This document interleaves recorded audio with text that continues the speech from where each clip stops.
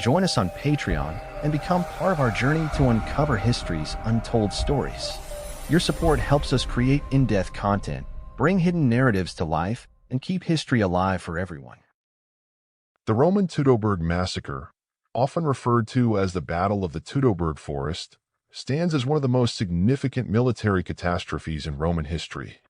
Occurring in 9 CE, this devastating conflict saw the annihilation of 3 Roman legions, auxiliary forces, and accompanying civilians under the command of Publius Quinctilius Varus. The ambush, orchestrated by the Germanic tribal leader Arminius, marked the end of Roman expansion into Germania and reshaped the geopolitical landscape of the ancient world. The events leading to the massacre began with Rome's relentless ambition to expand its territories.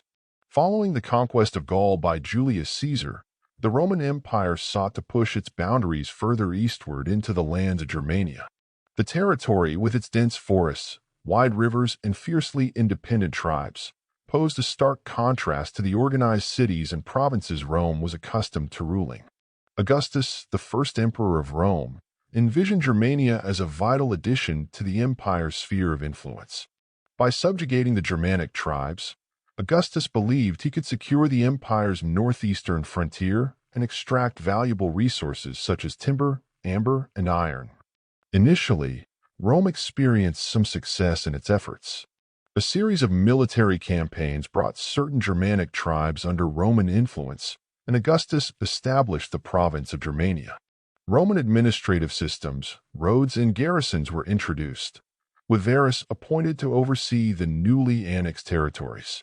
Varus, a seasoned politician but less experienced military leader, was tasked with maintaining order and collecting taxes. However, his heavy-handed governance and insistence on imposing Roman laws alienated the fiercely independent Germanic tribes. To these tribes, Rome's presence represented oppression, cultural erasure, and an existential threat to their way of life. The key figure in the unfolding tragedy was Arminius, a chieftain of the Cherusei tribe. Arminius had been raised in Rome as a hostage, receiving military training and even Roman citizenship.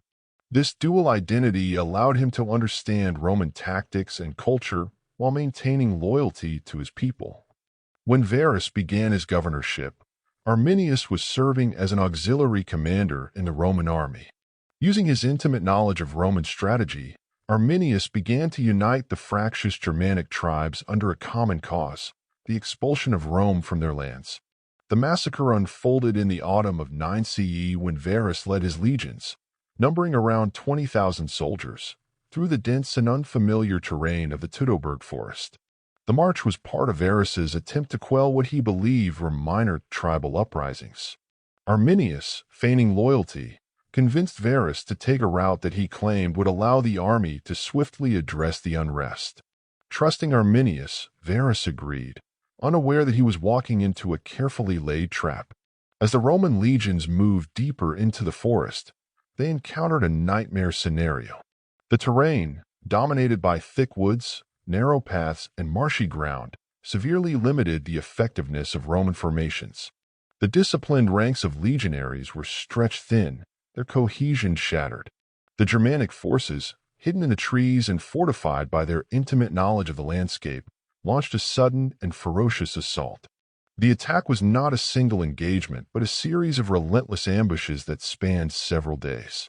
The Romans were unprepared for the sheer ferocity of the Germanic warriors. Equipped with spears, axes, and bows, the tribesmen attacked from all sides, disappearing into the forest before the Romans could regroup. The psychological toll on the Roman soldiers was immense. Stripped of their usual tactical advantages and surrounded by an invisible enemy, panic and confusion spread through the ranks.